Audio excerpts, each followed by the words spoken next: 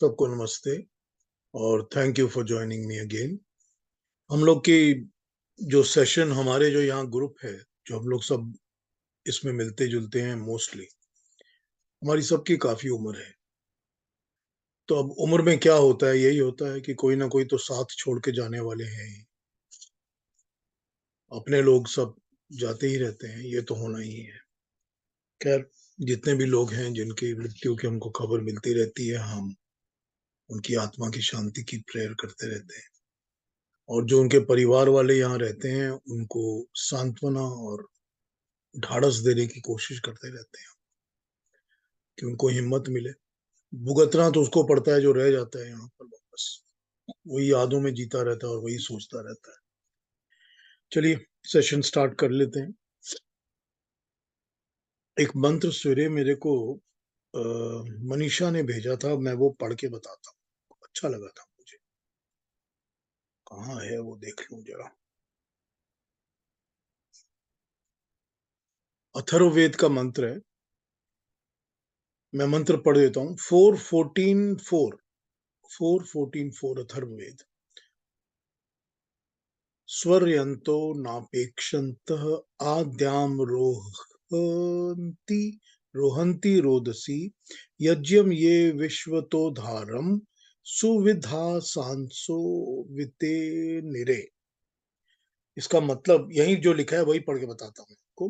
हे जगत के विधाता परमात्मा, आप हम प्राणियों पर ऐसी कृपा करना कि हम सांसारिक बाहर के आवरणों, साधनों और सुख एवं भोगों में ना फंसे, और ना ही हम अपने जीवन को व्यर्थ कामों में और व्यर्थ लोगों के साथ लगाकर फंसाकर नष्ट करें। हे परमात्मा, आप ऐसी कृपा करना कि हम ज्ञानी बनकर इन लौकिक साधनों, दुनिया के सुखों और भोगों से ऊपर उठकर जीवन को यज्ञमयी बनाएं तथा आपकी भक्ति और उपासना को करने वाले बने। आप हमारा जीवन यज्ञमय तथा भक्तिमय एवं श्रेष्ठ कामों वाला, कर्मों वाला बना देना। हे अनंत सामर्थ्यवान जगदीश्वर, आपकी कृपा हम पर सदा बनी रहे। ओम। ये मंत्र का आज का जो भेजा था, उसका आज के मंत्र का अर्थ है। देखिए, हम गीता पर बातें कर रहे हैं। लगता है ना कि सारी की सारी गीता का सार एक अथर्ववेद के मंत्र में आ गया। लगता है कि नहीं लगता? क्या कह रहा है अथर्ववेद का मंत्र?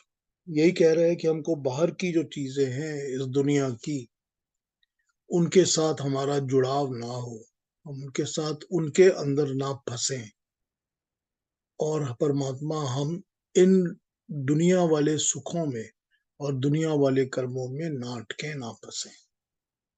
हम आपकी भक्ति करें और जीवन को यज्ञमय बनाएं। यही भगवान कृष्ण कहते हैं ना, बिल्कुल यही कहते हैं ना। इतना सिंपल है, देखिए ये समझ लेना कि जो शास्त्र हैं वो वही कहते हैं, और भगवान कृष्ण जो है वो शास्त्रों पर बेस कर कर ही अपनी बात करते हैं। वो अगेंस्ट तो जा ही नहीं सकते, क्योंकि जिन थ्योरीज के ऊपर वो बेस करके अपना प्रिंसिपल रखते हैं वही तो उन्होंने पढ़ी हैं और वही तो वो बता रहे हैं ना दोबारा। कॉन्ट्राडिक्शंस तो हो नहीं सकते। तो यही एक, सवेरे जब मैंने मंत्र पढ़ा तो दिमाग में आया कि कितनी अच्छी बात है कि एक ही चीज। अब ये तो पक्का है, ये तो अथर्ववेद का मंत्र है।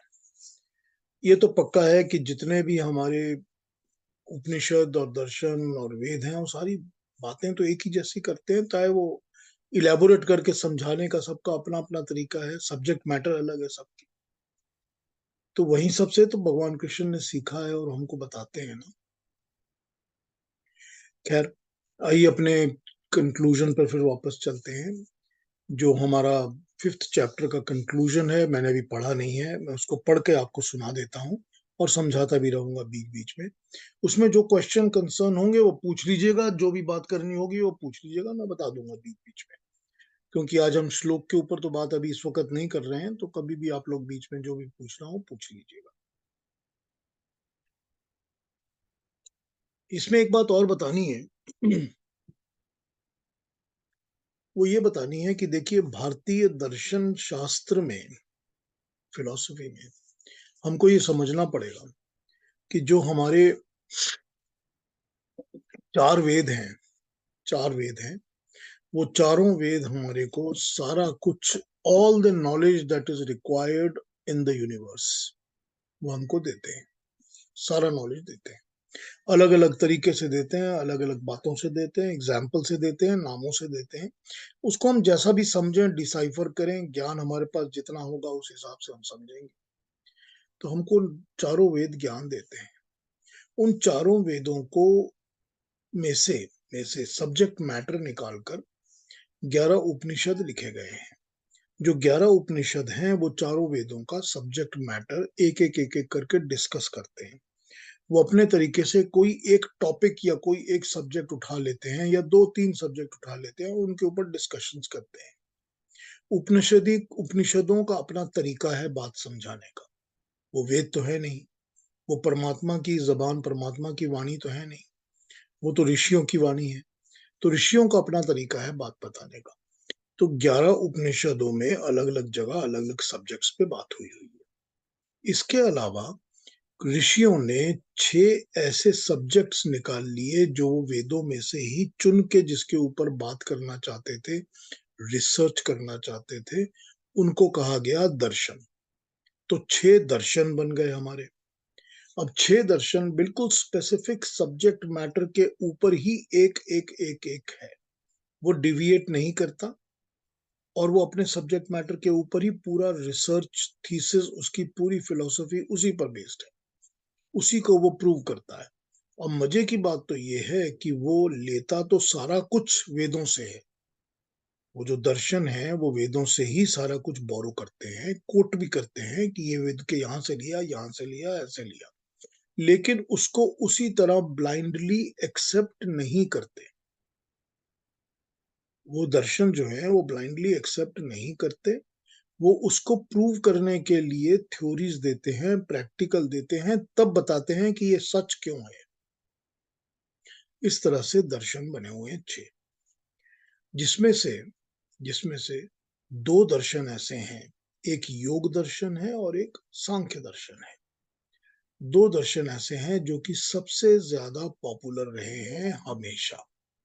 उस वक्त भी जब भगवान कृष्ण का जमाना था, 5000 6000 साल पहले, तब भी ये 2 दर्शन सबसे ज्यादा पॉपुलर थे और इनकी पढ़ाई बहुत होती थी और चर्चा बहुत होती। अब जैसे अभी भी होता है, कभी भी होता है, कोई भी जो फिलोसॉफिकल थॉट्स होते हैं उसके ऊपर सोसाइटी डिवाइड हो जाती है कि भाई कुछ लोग इस चीज को फॉलो कर रहे हैं, कुछ लोग उस चीज को फॉलो कर रहे हैं, कुछ लोग इसको ऊपर बहुत ज्यादा मानते हैं तो दूसरे को मानना नहीं चाहते। इस तरह की चीजें होती हैं हर जगह, फिलहाल दुनिया में हर जगह होती हैं ऐसी चीजें। तो वहां पर भी ऐसा ही था। तो जो सांख्य मार्गी लोग थे, सांख्य मार्गी लोग, वो अपने आप को ज्ञान योगी कहते थे, क्योंकि सांख्य दर्शन जो है वो साइंस है। जो साइंस वर्ड है वो सांख्य से ही निकल के आया है। सांख्य जो है वो पूरा साइंस बेस्ड है। उसमें सिवाय नॉलेज के, साइंस के और कुछ नहीं है। वो साइंस सपोर्टिव है पूरा। वो पूरी दुनिया का, संसार का, पृथ्वी का, सारे साइंसेस की बात ही करता है। वही सांख्य दर्शन है। और साइंसेस के अलावा वो शरीर के, आत्मा के, परमात्मा के साइंसेस के बारे में भी बात करता है, ऑब्वियसली, क्योंकि वो सांख्य साइंस का दर्शन है। तो जो लोग सांख्य दर्शन को फॉलो करने वाले थे वो कहते थे जीवन चलाने का एक ही तरीका है कि सांख्य के ज्ञान को प्राप्त करो और इसके हिसाब से जीवन चलाओ। लेकिन जो योग दर्शन को फॉलो करते थे वो कहते थे नहीं, योग दर्शन का एक दूसरा तरीका है कि जीवन को जियो, योग की तरह काम करो, योग की तरह काम सारे के सारे करो, जैसा कि अष्टांग योग में 8 8 अंगों में बताया गया है, उसके हिसाब से जीवन जियो। और जीवन जी के इसका उद्देश्य यही रखो कि मुझको परमात्मा से जाके मिलना है। जो सांख्य बेस्ड हैं वो कहते हैं कि नॉलेज मिल गया, जो सांख्य का नॉलेज मिल गया, ज्ञान मिल गया, तो अपने आप मुक्ति हो गई। तो हमको दुनिया के पचड़े में, झगड़े में पड़ना नहीं पड़ेगा। जो योग दर्शन वाले कहते हैं, वो कहते हैं नॉलेज ठीक है, लेकिन आपको कर्म तो करने हैं, तो इसलिए कर्म भी करो और योग भी फॉलो करो और उसके बाद समाधि में जाओ, तब परमात्मा मिले। इस तरह से दो अलग अलग स्कूल ऑफ थॉट्स बहुत ज्यादा प्रोमिनेंट और स्ट्रांग हो गए थे। भगवान कृष्ण क्या कर रहे हैं कि भगवान कृष्ण अपने उस स्कूल ऑफ थॉट्स को समझते हैं। उनको पता है उस वक्त सोसाइटी में भी और बाकी चीजों में भी क्या हो रहा था, क्या चल रहा था। वो उन्हीं स्कूल ऑफ थॉट्स को दिमाग में रख के इन दोनों का समन्वय करने की कोशिश करते रहते हैं। वो इसी में लगे रहते हैं कि कैसे बताया जाए कि इट मेक्स नो डिफरेंस, आप चाहे इसको फॉलो करो या उसको फॉलो करो, आप इसको करो या उसको करो, आप बैलेंस्ड एक लाइफस्टाइल पर आ जाओ, जो लाइफस्टाइल कैसी होनी चाहिए, ये वो गीता में 1 2 3 करके समझाते रहते हैं। एक चैप्टर में वही बताते रहते हैं। तो यही समन्वय, यही बैलेंस ऑफ थॉट गीता लेके चलती है शुरू से, और हम आखिर तक यही बताती है कि इन दोनों में आपस में कोई फर्क नहीं। अगर आपको नॉलेज मिल रहा है, अगर आप सांख्यवादी हो गए हैं, साइंटिस्ट हो गए हैं, तो उसका ये मतलब नहीं है कि आप योग को फॉलो नहीं कर सकते, या आप योगी हैं और योग फॉलो करते हैं तो उसका मतलब नहीं कि आप साइंटिफिक या सांख्य दर्शन को फॉलो नहीं कर सकते। ऐसा तो कुछ है नहीं। तो जब दोनों चीजें एक ही हैं, तो इसको इसको दोनों को मानो और बराबर अपनी जिंदगी को बैलेंस करके जियो। यही भगवान कृष्ण इसमें बताते हैं। यही बताते बताते उन्होंने एक कर्म योगी क्या होना चाहिए, ये उन्होंने मैंने आपसे पिछले टॉक में इसी के ऊपर एम्फेसिस करके पॉइंट वाइज 1 2 3 4 करके बताया था, जैसा उन्होंने आखिर के मंत्रों में बताया है 5th चैप्टर के अंदर। अब ये इसमें होता एक चीज क्या और है कि जब ये सारी बातें भगवान कृष्ण बता रहे हैं, समझा रहे हैं, तो वो इसके साथ साथ अपने वर्ड्स की कॉइनेज भी करते रहते हैं। अपने ही कुछ शब्द, अपनी ही टर्मिनोलॉजीज, अपने ही टर्म्स वो इन्वेंट करके उसको यूज करते हैं बीच बीच में। तो कहीं कुछ कहते हैं, कभी कुछ कहते हैं। अब उन टर्म्स को समझने के लिए भगवान कृष्ण बताना क्या चाहते हैं, ये समझना बहुत जरूरी है। उनको समझ कर ही हम उन टर्म्स को समझ सकते हैं और फिर उनके मैसेज को समझ सकते हैं। अब वो एक श्लोक के अंदर तो बोल जाते हैं कोई टर्म की कर्म योगी और ज्ञान योगी और ज्ञान कांडी और कर्म कांडी वगैरह वगैरह वगैरह बोल देते हैं।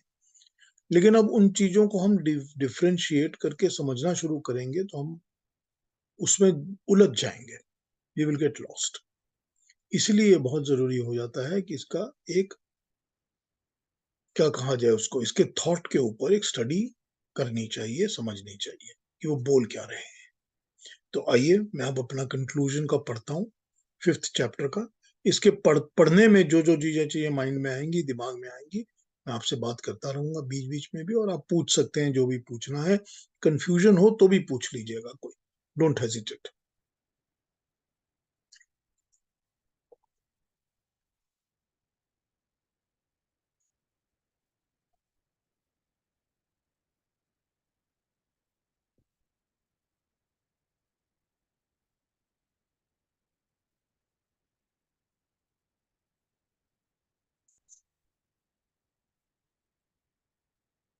जीवन पर विचार करते हुए अब भारतीय, जी क्षमा करें, मुझे बीच में कुछ बोलना पड़ा।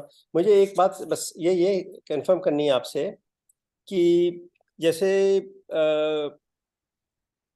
कृष्ण भगवान ने कहते हैं कि इन दोनों में से ये योग दर्शन या सांख्य दर्शन दोनों में से कुछ भी फॉलो कर सकते हैं, it doesn't make any difference. तो उसका अर्थ ये हुआ कि कृष्ण भगवान के आने के पहले योग दर्शन और सांख्य दर्शन आ चुके थे, ये हुआ ना? देखिए, अगर आप वाल्मीकि की रामायण पढ़ेंगे ना, और रामायण अगर पढ़नी है और भगवान राम के बारे में पढ़ना है, है तो वाल्मीकि को ही फॉलो करना पड़ेगा। ऑथेंटिक सिर्फ वही है, जितना हमारे पास अवेलेबल है उसमें ऑथेंटिक वही है सिर्फ। अगर आप वाल्मीकि की रामायण पढ़ेंगे और आपको ये सूर्य सिद्धांत के हिसाब से जो हमारे युगों की डिविजन्स हैं कि एक युग कितने साल का होता है, जब आपको ये पता चलेगा तो आपको समझ में आएगा कि जो वाल्मीकि की रामायण या भगवान राम का काल है वो 9 से 12 लाख साल हो चुके हैं उसको। 9 लाख साल से 12 लाख साल हो चुके हैं भगवान राम को आए हुए, या उनके टाइम को बीते हुए। वाल्मीकि की रामायण में वाल्मीकि लिखते हैं जब वो जितने दिन वो जंगल में हैं, भगवान राम और लक्ष्मण और सीता, तो भगवान राम लक्ष्मण सीता के बारे में वाल्मीकि लिखते हैं कि जंगल में सुबह उठ के भगवान राम और लक्ष्मण सुबह अपने सुबह के काम से निवृत्त होकर नहा धोकर दोनों योग करते थे, योगासन सिद्ध करते थे। योग क्रिया करने के बाद दोनों बैठ के हवन करते थे। हवन करने के बाद उनका दिन का काम शुरू होता था। ये वाल्मीकि रामायण में एक बार, दो बार, चार बार लिखा हुआ है। अगर ये लिखा हुआ है और भगवान राम योग करते थे, तो ये जो योग दर्शन है, ये कम से कम भी तो 12 लाख साल तो पुराना हो गया। ठीक है। अब ये दूसरी बात है कि हमारे पास जो योग दर्शन है, हम लोग कहते हैं कि पतंजलि योग दर्शन, लेकिन व्यास का भाष्य। ये दूसरी बात है कि वेद व्यास ने महाभारत के काल में उसको रिस्ट्रक्चर करके दोबारा लिखा था। उसके पहले ओरिजिनल क्या है ये तो हमको पता नहीं, हमारे पास अवेलेबल नहीं है। मैंने सुना है ये कि मुझे नहीं पता कि ये कहाँ तक रियलिटी है या इसकी कोई किसी ने कोई अनुसंधान किया है या नहीं, स्टडी की है या नहीं, लेकिन मैंने ये सुना है कि जो गोरखनाथ के वहां पर गोरखपीठ के अंदर जो गोरखनाथ फॉलोअर्स थे, जो उनके पुराने साधु संत हुआ करते थे, उनमें कुछ ऐसे हुआ करते थे जो कि पुराने श्लोकों को भी जिन्होंने बाई हार्ट किया हुआ था, पीढ़ी दर पीढ़ी दर पीढ़ी, जनरेशन के बाद जनरेशन के बाद जनरेशन हार्ट बाई हार्ट किया हुआ था, उनके पास कुछ ऐसे पुराने ऑथेंटिक श्लोक वगैरह मिलते थे। क्योंकि जितने भी फिजिकल आसन हैं कि कौन सा आसन कैसे करना चाहिए, कि आपको योग दर्शन आपको आसन तो सिखाता नहीं है। योग दर्शन आपको कहता है आसन करो, स्पेसिफिक आसन तो नहीं सिखाता ना योग दर्शन। तो योग दर्शन के अंदर तो वो स्पेसिफिक आसन जो है, वो आसन के जितने भी आसन हैं वो गोरखनाथ से ही आए हुए हैं। जो भी आसन है, आप कहेंगे कि मुझे ये फलाना आसन करना है, मुझे सूर्य नमस्कार करना है, मुझे दूसरे आसन करने हैं जो पेट वाले हैं, कटिबद्ध आसन करना है, एक पाद आसन करना है, ऐसे जितने आसन हैं, कोई 200, 150, 200 आसन, वो सब गोरखनाथ की उसमें से सिस्टम में से ही आए हुए हैं। तो अगर वो गोरखनाथ के सिस्टम से आए हुए हैं आसन, तो कहीं ना कहीं तो उनके पास इसकी विद्या पहले से रही होगी ना।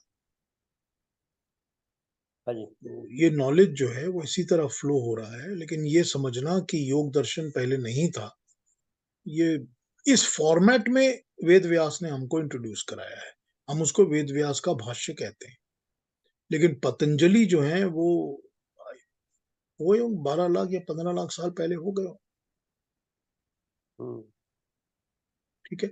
एक कहीं ना कहीं तो रेफरेंस में आपको रावण की क्रियाओं में भी योग दिखता है ना। उनके बारे में भी तो कहा जाता है ना कि बहुत बड़े योगी थे वो। हम्म।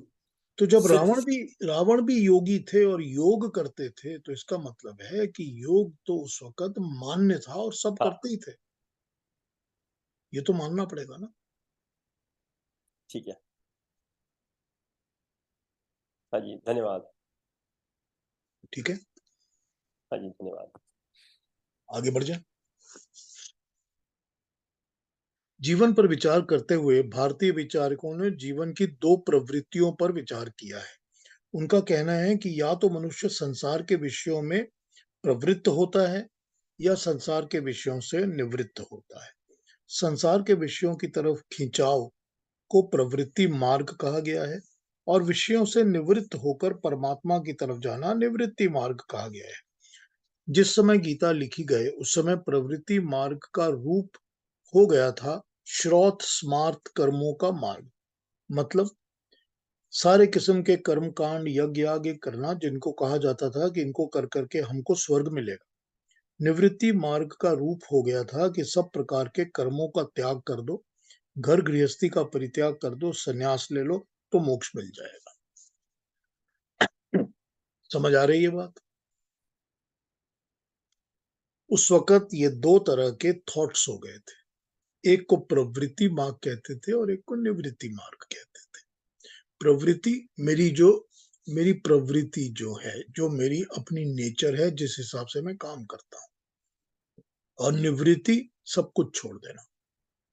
तो जो प्रवृत्ति मार्ग वाले थे वो ये करते और कहते थे कि तुम ये वाला काम कर्म करो, ये वाला अच्छे कर्म, मंदिर में दान दे दो, घर में हवन करा लो, ये करो वो करो, ऐसा करो वो करो, तो क्या होगा, तो तुमको स्वर्ग मिलेगा,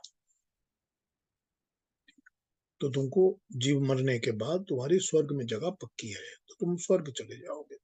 ये प्रवृत्ति मार्ग है। उनको स्वर्ग को प्राप्त करने के लिए वो वाले कर्म करने पड़ते थे जो कि लिखे गए थे कि यूं करो वो करो ऐसे करो वैसे करो, अलग शास्त्रों में लिखे गए थे। लेकिन निवृत्ति मार्ग वाले वो थे जो कहते थे कि अगर यही सब करना है तो इससे अच्छा है सब छोड़ दो, सभी कुछ छोड़ दो। जब सब कुछ छोड़ देंगे तो हमको मोक्ष मिल जाएगा। तो भगवान कृष्ण इसी चीज को बैलेंस करते हैं ना। वो कहते हैं कि दिखावे का कर्म करने से तो कर्म ही है ना, उसका भी तो एक कर्म फल है, तो उसका कर्म फल ही मिलेगा, मोक्ष नहीं मिलेगा। और अगर जो सन्यास लेकर निवृत्ति लेके अलग बैठा हुआ है, वो ये सोच रहा है कि मैं कर्म नहीं कर रहा, वो भी तो कर्म कर ही रहा है, उसको भी तो कर्म फल मिलेगा। तो भगवान कृष्ण इन दोनों का बैलेंस बताते हैं। तो उस वक्त की सोसाइटी के अंदर इस 2 किस्म के प्रोमिनेंट थॉट्स थे जिसको लोग फॉलो करते थे। वैसा ऐसा नहीं है कि आज फॉलो नहीं करते। आज भी बहुत सारे लोग इसी चीज को फॉलो करते हैं, इन्हीं तरह के थॉट्स को फॉलो करते हैं। आप जहां भी चले जाइए आप यही देखते हैं कि हमने यहाँ जाना है, यहाँ मत्था टेकना है, वहां ये दान करना है, हमको वहां जाना पड़ेगा, वहां ये काम करना पड़ेगा, यहाँ भी वो करना पड़ेगा, उसके यहाँ जाके ये जो भी दिखावा ढकोसला है सारा का सारा, इसमें कोई बुराई नहीं है। मैं किसी चीज को क्रिटिसाइज नहीं कर रहा, ना भगवान कृष्ण क्रिटिसाइज करते हैं। वो यही कहते हैं कि ये सारा कुछ तो है, लेकिन ये सारा कुछ भी तो कर्म है और कर्म कांड है और तुम इसी में बधे हुए हो। ये भी तो इस दुनिया, इस संसार, इस जगत के बंधे रहने का ही एक वो है ना।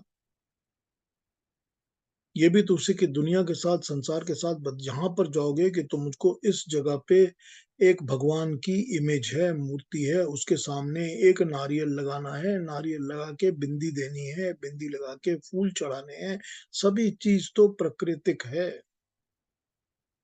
वो इमेज भगवान की जो मूर्ति है वो भी प्रकृति की बनी हुई है, पत्थर की, मिट्टी की। वो नारियल भी तो किसी पेड़ से निकाला है, वो फूल भी तो किसी पौधे का है, वो बिंदी जो है वो भी तो किसी कुमकुम के पाउडर से बनाई हुई है। ये प्राकृतिक चीजें हैं ना।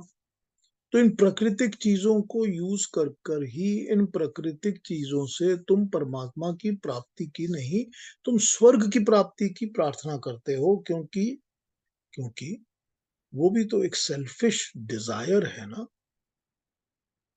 स्वर्ग की प्राप्ति भी तो एक सेल्फिश डिजायर है। स्वर्ग की प्राप्ति में ये प्रार्थना तो नहीं है कि हे परमात्मा, जितने जीव, जितने लोग इस दुनिया में हैं, जितने भी दुनिया में लोग जी रहे हैं, मेरे साथ जितने लोग हैं, जितने भी मेरे जानता हूं, वो सबको स्वर्ग मिल जाए, ये तो प्रार्थना नहीं है ना। तो ना समभाव है ना यज्ञ भाव है। समभाव समानता का भाव, इक्वालिटी वो भी नहीं है, और यज्ञ में भी नहीं है कि सबका परोपकार हो। तो ये भी तो स्वार्थ है ना, अपना सेल्फिश मीन ही है ना। यही भगवान कृष्ण बताते हैं जब वो कर्म कांडियों के बारे में बात करते हैं। वो किसी चीज को बुरा नहीं कहते, वो नहीं कहते मत करो, वो कहते हैं कि इसके पीछे के पर्पस को समझो, इस कर्म को समझो, इस कर्म के फल को समझो। जो कर्म कर रहे हो उसका कर्म फल मिलेगा, वो यही बता रहे हैं। वो ये नहीं कह रहे हैं कि इसके द्वारा तुमको परमात्मा की प्राप्ति कभी नहीं हो सकती, ये भी नहीं कह रहे हैं। और फिर दूसरी तरफ जो निवृत्ति मार्ग में बैठे हैं कि नहीं हमने तो कुछ करना ही नहीं, छोड़ दो, छोड़ने से ही सब कुछ मिल जाएगा, ईश्वर मिल जाएगा। वहां भी भगवान कृष्ण यही कहते हैं कि छोड़ने से कहां से मिल जाएगा, छोड़ तो तुम सकते ही नहीं, छोड़ तो तुम सकते ही नहीं। जब तक शरीर रहेगा, शरीर का धर्म प्रकृति के वस्तुओं से पूरा होता ही रहेगा, करना ही पड़ेगा। जब तक दिमाग रहेगा, मान इंसान के दिमाग के अंदर खलल ख्याल चलते ही रहेंगे, उनका भी तो कर्म फल है ना, मन के बातों का भी तो कर्म फल है ना। सो भगवान कृष्ण दोनों तरफ के भटके हुए लोगों को रास्ता दिखा रहे हैं कि करना क्या है तुमको, कि तुमको अच्छे कर्म तो जरूर करने हैं।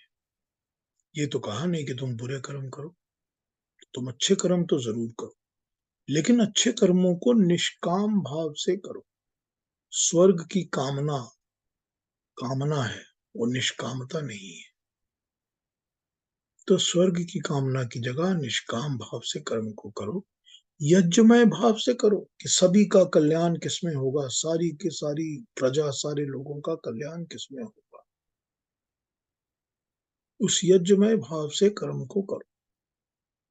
तो जब तुम यज्ञमय भाव से करोगे और मुझ पर समर्पित कर दो सारा कुछ, मतलब यह है कि जो मेरे कर्म फल की व्यवस्था है, अरेंजमेंट जो है, जो इसका सिस्टम जो है, उसके ऊपर पूरी तरह से भरोसा करो और फल की साथ जुड़ाव छोड़ दो कि मुझको ये कर्म का ये फल मिलेगा, मैं जुड़ा हुआ हूं, मैं चिपका हूं, मैं एक्सपेक्ट कर रहा हूं। एक्सपेक्टेशंस छोड़ दो,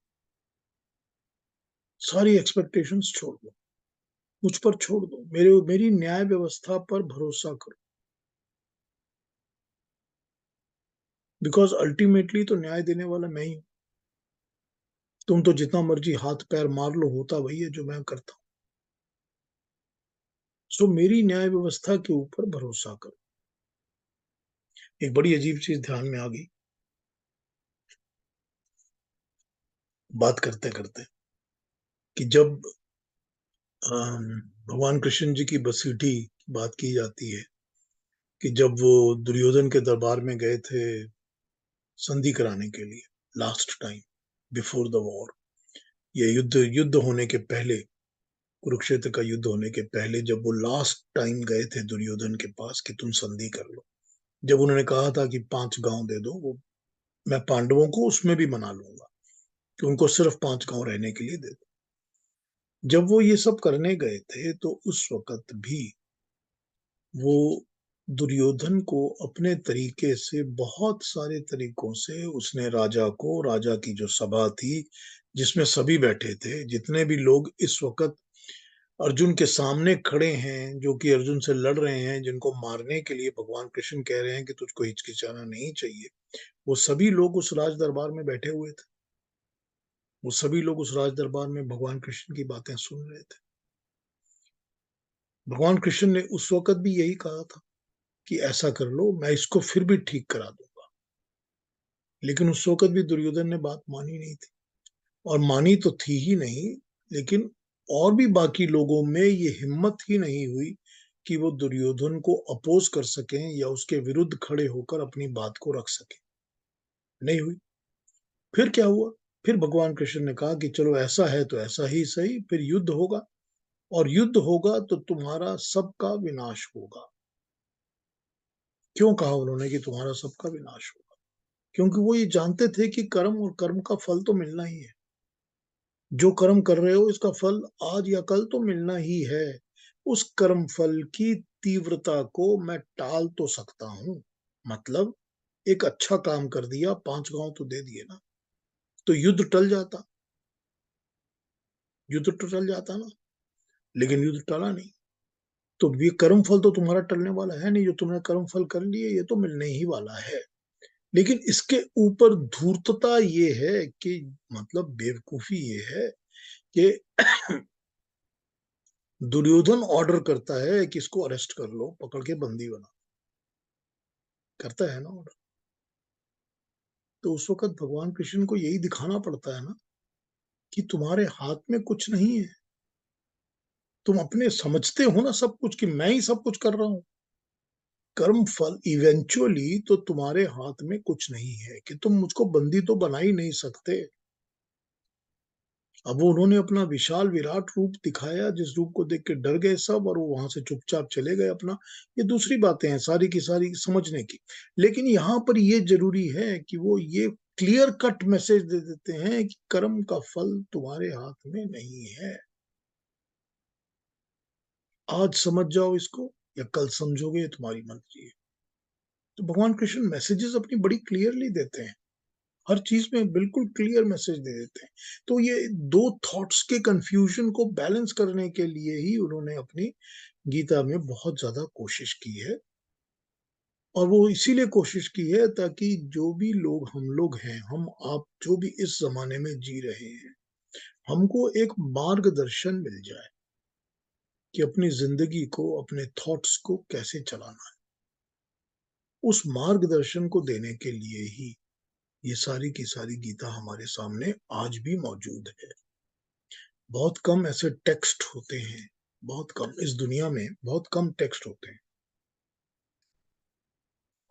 जो समय के हिसाब से 5-5, 6-6 हजार साल टिक जाएं। बहुत कम ऐसे टेक्स्ट होते हैं। कैसे हमारे वेद लाखों लाखों सालों से हमारे वेद टिके हुए हैं। हमारे वेद टिके ही इसलिए हुए हैं क्योंकि लोगों ने, वेद पाठी लोगों ने स्मरण करके, मेमोराइज करके उनको रेसिटेशन किया हुआ था, है ना। सारी फैमिलीज बहुत सारी होती थी, नॉर्थ साउथ सब जगह होती थी। साउथ इंडिया में अभी भी मिल जाएंगे आपसे बहुत सारे लोग आपको। तो ये लोगों ने इस तरह उसको सस्टेन किया हुआ है, मेंटेन किया हुआ है, रखा हुआ है। वैसे ही उपनिषद और दर्शन भी है, मेंटेन हुए हुए हैं। नहीं तो ऐसी किताबें तो होती नहीं इस दुनिया में जो कि 5-5, 6-6 हजार साल पुरानी कोई किताबें चल रही हैं और आज भी वो प्रचलित है। गीता है ना, वो इसीलिए है क्योंकि वो रेलेवेंट है। हर समय वो रेलेवेंट है। उस समय भी रेलेवेंट थी जब वो बोल रहे थे, आज भी रेलेवेंट है और रहेगी रेलेवेंट, हमेशा रहेगी। बिकॉज ये इमोर्टल नॉलेज है, ये नॉलेज कोई ले नहीं सकता, हटा नहीं सकता इस दुनिया से। खैर, ये बातें कर रहे हैं वो। तो प्रवृत्ति निवृत्ति मार्ग, इनकी दोनों की बातें करके कर्म कांड, जैसा हमने अभी आपको गीता में कहा कि गीता के समय कर्म योग या कर्म कांड अर्थात यज्ञ याज कर्म गता करना बहुत पॉपुलर था। लोग बड़े विस्तृत विधि विधान से बने हुए काम करते थे। अनेक प्रकार के यज्ञों का प्रतिपादन किया गया था। इन यज्ञों का वर्णन 4th चैप्टर में किया जा चुका है। यज्ञ किसी कामना से किए जाते थे, तो इसमें कामना होती थी। कामना क्या होती थी? कभी होता था कि मुझे कोई बेटा मिल जाए, कभी कोई अच्छी प्रॉपर्टी संपत्ति मिल जाए, कभी शत्रुओं के ऊपर जीत मिल जाए, कभी स्वर्ग की प्राप्ति हो जाए। ऐसी कामनाओं की प्राप्ति के लिए देवताओं को हम हवि देकर यज्ञ करते थे ताकि देवता तृप्त हों। ये समझा जाता था कि देवता प्रसन्न होंगे तो हमारी मनोकामनाएं पूरी होंगी। तो इसको कर्म कांड या कर्म योग कहा नहीं जा सकता। ये कर्म कांड है मगर इसका अर्थ कर्म योग नहीं है। कर्म योग नहीं है, कर्म कांड है। मतलब वो कांड करना जो कि अपने पर्सनल कर्मों के लिए किया गया है, वो कर्म कांड है। लेकिन कर्म योग इसको नहीं कहा जा सकता। इसी तरह से जो ज्ञान कांड है, उस समय यज्ञ आदि की निरर्थकता के विरुद्ध जो आवाज उठी थी, उसमें कहा जाता था कि कर्म करने से मनुष्य कर्म के बंधन में पड़ता है और बार बार जन्म मरण के गोरख धंधे में उलझा रहता है। हमको स्वर्ग नहीं चाहिए, हमको मोक्ष चाहिए, मुक्ति चाहिए। जन्म मरण के चक्कर से हमको बाहर निकलना है। जब तक हम संसार में रमे रहेंगे, इस प्रवृत्ति में रहेंगे, तब तक सुख के साथ दुख की पीड़ा भी होती रहेगी। इसमें से निकलने का तरीका है संन्यास ले लो, घर बार सब छोड़ दो, कर्मों का त्याग कर दो, ज्ञान में लीन हो जाओ। जैसे यज्ञ याज करने वाले लोग कर्मकांडी कहे जाते थे, वैसे ही सांख्य मार्ग को करने वाले ज्ञान कांडी लोग कहे जाते थे। ठीक, यहां तक तो बात क्लैरिफाई हो गई। गीता के समय कर्म कांड तथा ज्ञान कांड का पारस्परिक विवाद चल रहा था, दोनों के बीच में कॉन्फ्लिक्ट चल रहा था। कर्म कांडी ज्ञान कांडियों का खंडन करते थे और ज्ञान कांडी कर्म कांडियों का खंडन करते थे। गीता के बहुत बाद ज्ञान कांडी और कर्म कांड का विवाद जारी ही रहा। शंकराचार्य जो थे वो ज्ञान कांडी थे, उन्होंने गीता की ज्ञान परक व्याख्या की है। मंडन मिश्र वगैरह जो थे वो मीमांसक कर्मकांडी थे, वो यज्ञ आदि को बल देते थे। गीता के समय और बाद में भी देश में ये दो पक्ष बने ही रहे हैं कि मोक्ष चाहिए या स्वर्ग चाहिए। ये झगड़ा आज भी चलता है और वैचारिक तरीके से ट्रांसलेशंस करने वाले लोग अपनी अपनी बात को ये दो पोलराइज्ड थॉट्स के बीच में डिवाइड करके ही अपनी बातें करते हैं। ऐसी स्थिति कभी रही होगी जब भगवान कृष्ण ने एक नया विचार दिया होगा। उन्होंने कर्म कांड के कर्म का विचार तो ले लिया, ये स्वीकार कर लिया कि कर्म के बिना जीवन नहीं चल सकता, ये भी स्वीकार किया कि जीवन ही कर्ममय है और यज्ञमय भी है, किंतु क्योंकि कर्म बंधन में डाल देता है, इसलिए उन्होंने ज्ञान कांड से कर्म के फल को त्याग करने का विचार किया, संन्यास के विचार को ले लिया और इस प्रकार कर्म कांड और ज्ञान कांड का समन्वय करके निष्काम कर्म का एक नया विचार जन्म कर दिया। ठीक, यही बताया था अभी आपको मैंने कि भगवान कृष्ण ने यही किया है कि मैं इसको भी बुरा उसको भी बुरा नहीं कहता, कर्म तो करना ही पड़ेगा, कर्म को छोड़ नहीं सकते, लेकिन कर्म को निष्काम करो। तो निष्कामता कहां से आ गई? सॉरी, वो लोग जो सन्यास ले रहे हैं, जो बोलते हैं हम सब कुछ छोड़ देंगे, हम घर छोड़ देंगे, गृहस्थी छोड़ देंगे, संसार छोड़ देंगे, सन्यास ले लेंगे, चुपचाप साधु बन के बैठ जाए, वो क्या कर रहे हैं? वो निष्कामता ही का तो काम कर रहे हैं ना, कि हमको कोई कामना नहीं करनी, हमको घर की कामना नहीं करनी, गृहस्थी की नहीं करनी, हमको बड़ा बड़ा ये नहीं चाहिए, राज्य नहीं चाहिए, स्वर्ग भी नहीं चाहिए, हमको कामना नहीं करनी। तो उस पाथ में कहीं ना कहीं निष्कामता है ना। तो यही भगवान कृष्ण क्या करते हैं कि वो कर्म से भी कर्म उठा लेते हैं और संन्यास से भी निष्कामता उठा लेते हैं, और इन दोनों का एक बैलेंस निकालकर वो निष्काम कर्म की बात करते हैं कि कर्म तो करना ही पड़ेगा, कर्म करो, लेकिन कर्म में से कामनाओं को बाहर निकाल दो। तो तुम सन्यासी हो गए क्योंकि तुमने कामनाएं निकाल दी बाहर, और जब कामनाएं निकाल दी बाहर तो कर्मी तो हो ही, क्योंकि कर्म तो रोज कर ही रहे। तो कर्म भी करोगे और निष्कामता से करोगे, सन्यास भी ले लोगे और सन्यास लोगे भी नहीं। कुछ छोड़ने की जरूरत भी नहीं है, लेकिन कुछ छोड़ भी दिया सब कुछ। यही ब्यूटी है ना, छूट भी गया सब कुछ। क्या छूट गया? जितने झमेले झगड़े जो बोझ लदा हुआ था ना दिमाग के ऊपर, वो सारा बोझ छूट गया। क्या बोझ था? ये भी चाहिए, वो भी चाहिए, ये मिल जाए, वो मिल जाए, ये इसके लिए, ये करो, उसके लिए, ये सारा कुछ छूट गया। ये दुनियादारी की जितने झगड़े झमेले हैं ना, बंधन जो जकड़ के रखते हैं ऐसे, वो सब छूट गए। जब वो छूट गए तो सन्यास हो गया ना। जब सन्यास हो गया तो समझ आ गया ना कि ज्ञान कर्म, ज्ञान कांडी तो हो ही गया, मैं ज्ञान तो पा रहा हूं मैं। यही तो ज्ञान चाहिए कि दुनिया को छोड़ना कैसे है, छूटना कैसे है। तो ज्ञान और सन्यास तो मिल गया, लेकिन कर्म तो छूटेगा नहीं कभी, कर्म तो करते रहना पड़ेगा। तो निष्काम कर्म करो। श्री कृष्ण गीता में प्रवृत्ति और निवृत्ति मार्ग का, योग और सांख्य का, कर्म और ज्ञान का समन्वय कर देते हैं। इसी समन्वय के कारण ये भ्रम भी कभी-कभी होता है कि गीता कर्म योग की प्रशंसा कर रही है या ज्ञान योग की। कर्म योग की बातें करते-करते गीता जो है वो ज्ञान योग की बातें करने लगती है और ज्ञान योग की बातें करते-करते कर्म योग की बातें करती है। इसका कारण ये है कि भगवान कृष्ण ने कर्म में से कर्म ले लिया और ज्ञान योगियों में से अनासक्ति का भाव लेकर उन दोनों का मिश्रण करके निष्कामी कर्म करने का मार्ग बता दिया। गीता में जो समन्वय के कारण ही अर्जुन को समझ में नहीं आ रहा है कि भगवान कृष्ण क्या बात कर रहे हैं, तभी अर्जुन 5वें अध्याय में पूछ लेता है कि कभी तुम ज्ञान योग की बात करते हो, कभी कर्म की बात करते हो। इस घफले में क्यों डालते हो? एक पक्की बात कर। इस शंका का उत्तर देते हुए भगवान कृष्ण उसको कहते हैं कि ये दोनों मार्ग एक दूसरे से अलग नहीं हैं। जिस भी किसी मार्ग पे हमको चलने से लक्ष्य मिल जाए, हम उस पर चल सकते हैं। ज्ञान मार्ग थोड़ा कठिन मार्ग है, कर्म मार्ग थोड़ा सरल, इजी मार्ग है। हम सबके व्यवहार में आता है। परंतु कौन सा कर्म मार्ग, कौन सा ज्ञान मार्ग? गीता के अंदर वही समन्वय निष्काम कर्म बता दिया गया है। गीता ने निष्काम कर्म को कर्म योग का नाम दे दिया है। तो निष्काम कर्म करने वाला मनुष्य कर्म योगी होता है। तो भगवान कृष्ण ने 5th चैप्टर में कर्म योगी कौन है उसको पॉइंट वाइज 1 2 3 4 करके बता दिया। कौन है कर्म योगी? वो जो निष्काम कर्म करता है।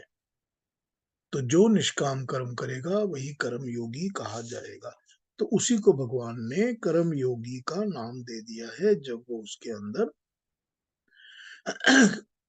डिफाइन करते हैं।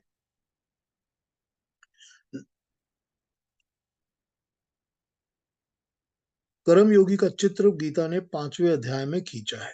कर्म योगी के इस चित्र में तथा ज्ञान योगी में कोई भेद नहीं है। भेद न होते हुए भी क्या भेद है जो बताते हैं। सांख्य मार्गी, ज्ञान मार्गी या सन्यासी कुछ ना करते हुए भी सब कुछ करते ही हैं, और कर्म योगी सब कुछ छोड़े बिना सब कुछ करते हैं। तो इन दोनों का समन्वय करने के लिए ही भगवान कृष्ण जो है वो इस तरह की बातें करते हैं। द्वितीय अध्याय में 2nd चैप्टर में भगवान कृष्ण ने जिस तरह से श्रेष्ठ या निश्चयात्मक बुद्धि किसकी होती है ये हमको बताया। तो उसके चैप्टर में उन्होंने पॉइंट वाइज हमको एक निश्चयात्मक बुद्धि वाले इंसान की बातें समझाई थी। लेकिन इस चैप्टर में 5th चैप्टर में आके वो कर्म योगी कौन है उसको डिफाइन करके उसकी बातें हमको बता रहे हैं। तो ये भगवान कृष्ण का बैलेंसिंग एक्ट है, जो वो सोशल थॉट्स के ऊपर बैलेंस करते हैं। अब हमारे पास क्या टाइम है? हमारे पास अलग अलग सारी गीताएं आ जाती हैं। आप लोग ने कोई एक पढ़ी होगी, दो पढ़ी होंगी, कभी सुनी होंगी, कभी लेक्चर सुने होंगे, कभी किसी के पास जाके कोई प्रवचन या कोई सभाएं देखी होंगी, या गीता के जो क्या कहते हैं उनको इवेंट्स होते हैं जहाँ लोग जाते हैं कि 4 दिन के लिए, 8 दिन के लिए आ जाइए। वो सारे के सारे जो होते हैं किसी एक पर्टिकुलर थॉट ऑफ स्कूल को फॉलो करके उस पे चलते हैं। कभी भी आप देख लीजिए इस चीज को। फिर आप कहेंगे कि उन्होंने तो हमको ये समझाया, उन्होंने यही समझाया, यही ठीक है, ऐसा ही होना चाहिए। ठीक है ना? ऐसा होता है। तो हम वो थॉट को जब फॉलो करते हैं तो उस थॉट पे जब चलते हैं तो हम ये भूल जाते हैं कि यही भगवान कृष्ण चाहते थे कि हम उस थॉट के सिंगल प्रोसेस में फंसे मत। यही चाहते थे। उसी में हम पड़े हुए हैं। इसीलिए कुछ लोग होते हैं जो इस किस्म की चीजों को ही फॉलो करते हैं, कुछ उसको करते हैं। इसमें कोई डाउट नहीं है कि भगवान कृष्ण सब चीजों को बैलेंस करके बताते हैं, चलो तुम्हारा जो दिल में आए वो फॉलो करो। जो दिल में आए फॉलो करो, जो तुमको ठीक लगे तुम वही करो। तुमको ज्ञान अच्छा लगता है, ज्ञान फॉलो करो। कर्म अच्छा लगता है, कर्म फॉलो करो। भक्ति अच्छी लगती है, भक्ति फॉलो करो। लेकिन हर चीज में इस चीज को समझो कि मुझको निष्काम कर्म कैसे करना, कि मुझको जीवन को यज्ञमय कैसे बनाना। कि मुझको ये जीय जीवन क्यों लीड करना है, मुझको कल्याण करना है सबका, अपने लिए कुछ नहीं करना, मैं स्वार्थ के लिए नहीं जी सकता, मैं से मैं, मेरा, मेरे सब खत्म हो जाना चाहिए। तो फिर तुम इसको फॉलो करो, उसको फॉलो करो, कोई फ़र्क नहीं पड़ता। फिर तुमको लगता है कि मैं बहुत ज्ञानी इंसान हूँ, मैं ज्ञान ही ज्ञान करता हूँ, चलो अच्छा करो। या ये लगता है कि मैं तो भक्ति में बंधा हुआ इंसान हूँ, मैं सिर्फ़ भक्ति का काम करता हूँ, तो भी ठीक है, वही करो। लेकिन इवेंचुअली वो इन सब चीज़ों का एक कॉमन बैलेंस लेवल ढूँढ के बता देते हैं। तो अगर हमारे को जो कि गीता हम पढ़ रहे हैं या जो गीताएँ हमको सुन रही हैं, जो इनको हम समझ रहे हैं, किसी के सेशन में जा रहे हैं, कहीं कैंप में जा रहे हैं, अगर हमको कोई एक थॉट पर एम्फेसिस मिलता है, तो हमको समझ लेना चाहिए कि ये बैलेंस्ड थॉट नहीं है। कि भगवान कृष्ण जो बोलना चाहते हैं, वो बैलेंस्ड है। वो इन दोनों का बैलेंस्ड मार्ग बता रहे हैं, वो एक थॉट पर एम्फेसिस नहीं डाल रहे हैं। इसी तरह से हमको करना पड़ेगा। जैसे यहाँ एग्जाम्पल यूज हुआ है कि जैसे भगवान आदि शंकराचार्य जो थे, उनके फॉलोअर्स जो हैं, वो अभी भी सांख्य और ज्ञान मार्ग की ही बातें करते हैं। वही तो आपको दिखेगा, बहुत जगह आपको दिखेगा, जितने भी क्या कहा जाता है इनको, वेदांती, जितने भी वेदांती फॉलोअर्स हैं और वेदांती ट्रांसलेशंस करते हैं, वो सिर्फ ज्ञान मार्गी ट्रांसलेशन करते हैं। वो दूसरे थॉट की बात ही नहीं करते। और फिर दूसरे जो फॉलोअर्स हैं, जैसे कि इन्होंने माधवाचार्य का नाम लिया, उनके बाद के जितने फॉलोअर्स हैं, वो सिर्फ कर्म की बात करते हैं, वो ज्ञान की बात को बिल्कुल पीछे छोड़ देते हैं। तो ये समझना पड़ेगा कि ये फॉलोअर्स आज भी उसी तरह डिवाइडेड है सोसाइटी में जैसे उस वक्त, कि उन्होंने फॉलो तो किया है, समझाया भी है, मगर उन्होंने गीता का निचोड़ नहीं समझा है, वरना वो डिवाइड नहीं करते। तो ये भगवान कृष्ण इसमें बता रहे हैं। हम कल से 6th चैप्टर को शुरू कर लेंगे, छठे चैप्टर को, और कल छठे चैप्टर की इंट्रोडक्शन कर लूंगा, उस पर फिर श्लोक शुरू कर लेंगे अरुणा जी के। तो आज की बात पे कोई पूछना हो, कहना हो, तो मुझसे पूछ लीजिए। पीयूष जी। हाँ युक्ता जी। हाँ जी। अ, ऐसे मन में विचार आ रहा था कि यदि जैसे ये युद्ध हुआ, तो अर्जुन युद्ध कर रहे हैं, यदि तो वो इस भावना से करे कि मेरे को विजयी होना है, तो वो तो कामना वाला कर्म हो गया। लेकिन यदि वो ये सोच के करें कि मैं धर्म का पालन कर रहा हूँ, ये मेरा स्वधर्म है और मुझे अधर्मी लोगों को मारना है, तो is that the right way to think कि वो उस भाव से कर रहे हैं? इस भाव से युद्ध करेंगे, इस भाव से नहीं कि मुझे विजयी होना है। ये तो उन्होंने शुरू में ही बता दिया भगवान कृष्ण ने अर्जुन को, कि हम्म। तू जिएगा या मरेगा, विजय होगी कि नहीं होगी तुझे नहीं पता। पर वो इस भाव से युद्ध नहीं करेंगे कि मुझे विजयी होना है। कह दिया, तेरे हाथ हाँ में ही नहीं है, हाँ हाँ। तेरे हाथ में है ही नहीं। तेरा काम है तू स्वधर्म कर, अपना कर्म कर। तो जब स्वधर्म के लिए कर रहे हैं, तो उसका फिर वो कर्म फल नहीं होगा कुछ भी, क्योंकि वो अपने धर्म को पालन कर रहे हैं। राइट। स्वधर्म का कर्म फल होगा कि तुमने अपने धर्म को फॉलो किया, तो उसका अच्छा फल मिलेगा। सामने वाले को मार दिया, इसका जी। कुकर्म का फल नहीं मिलेगा, क्योंकि तूने सिर्फ स्वधर्म का पालन किया है। तूने पर्सनल पर्पस के लिए किसी को नहीं मारा है। तूने हाँ तूने हाँ। द्रौपदी का बदला लेने के लिए किसी को नहीं मारा। ठीक है। ठीक। जी। तूने सिर्फ स्वधर्म का पालन किया है। मरना तो इनका पहले से ही निर्धारित है, क्योंकि मैंने ठीक किया हुआ है। तू अपना कर्म कर, बस। तू नहीं मार रहा किसी को, तू सिर्फ अपना स्वधर्म का पालन कर रहा है। ठीक है। ठीक है ना? हाँ जी हाँ जी। पीयूष जी, जी जो निवृत्ति मार्ग अपनाते हैं, तो जैसे जैन धर्म में दिगंबर लोग हैं, वो निवृत्ति के उसमें आ जाते हैं ना, कैटेगरी में। जी। तो उन्होंने अपने वस्त्र भी छोड़ दिए, सब कुछ छोड़ दिया, बस प्रचार में लगे हुए हैं। जी। ठीक है, ये कंफर्म करवाना था। हाँ जी, कोई और थॉट, कोई और कमेंट, किसी को कुछ पूछना है, कहना है?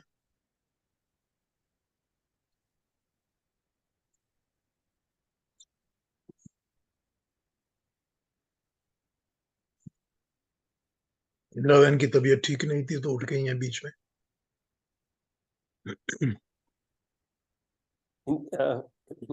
पता नहीं इंदिरा बहन नहीं है, वो जब उठ गई हैं बीच में, उनकी नहीं, तबीयत ठीक नहीं आपका मुंह नहीं दिखाई दे सुन रहा। रही हाँ, हूँ। उठ गई हैं बीच में। नहीं, मैं सुन रही हूँ। अच्छा अच्छा, ठीक है ठीक है ठीक है, गुड। सुनने में हरकत नहीं आती है मेरे को फिर चक्कर आने लगते तो मैं चली जाती। ठीक है, अरुणा जी कुछ कहेंगी आज?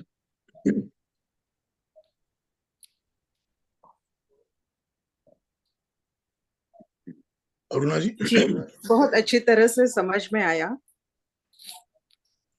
वैसे डाउट्स वैसे नहीं, एक बात मुझे पूछनी थी कि वेदों में जो वेदों के 4 भाग है, संहिता है, ब्राह्मण्य है, आरण्यक है, तो जो ब्राह्मण्य बोलते हैं उसमें क्या बताया है? ये सभी कर्मकांड ही बताया है, तो तब वो थोड़ा मेरा कंफ्यूजन हो गया है वहां पे। नहीं, देखिए, जो ब्राह्मण ग्रंथों के अंदर में कर्मकांड बताए गए हैं वो गाइडलाइंस हैं टू लीड योर लाइफ। जो गाइडलाइंस हैं टू लीड योर लाइफ वो इसीलिए बताई गई हैं कि वो गाइडलाइंस को आप फॉलो करिए, रिचुअल्स को फॉलो करिए, तो आप अपनी जिंदगी को ठीक से जी सकेंगे। ठीक है। अगर ये बताया गया है कि सुबह उठ के आपको निवृत्त होके नहाना है, नहा धो के आपको ईश्वर का नाम लेना है, लेकर आपको अपना दिन शुरू करना है, तो ये एक कर्म कांड का भाग हो गया। हाँ हाँ, ठीक है, ये भाग भी तो ब्राह्मण ग्रंथों से बताया समझाया गया है ना। तो ये जब जी समझाया गया है तो इसका मतलब ये है कि जब आप सुबह से ही अपने आप को फ्रेश अप क्लीन अप नहीं करोगे तो आप काम ठीक से नहीं कर पाओगे जिंदगी में।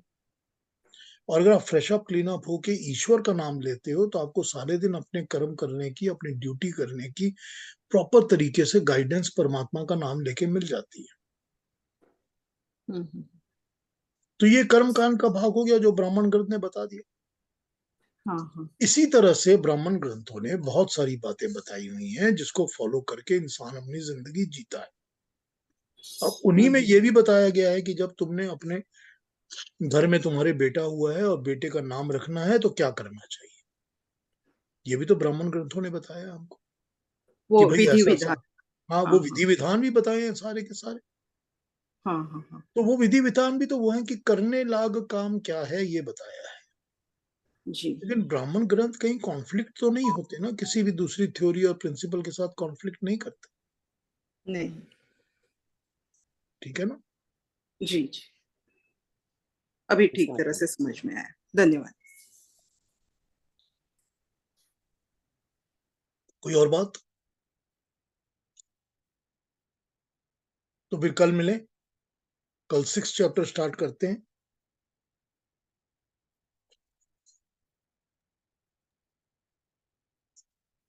तो सबको प्रणाम, लेफ्ट साइड के बटन दबा। थैंक यू ज्वाइनिंग मी, और कल मिलते हैं फिर 6 चैप्टर के साथ।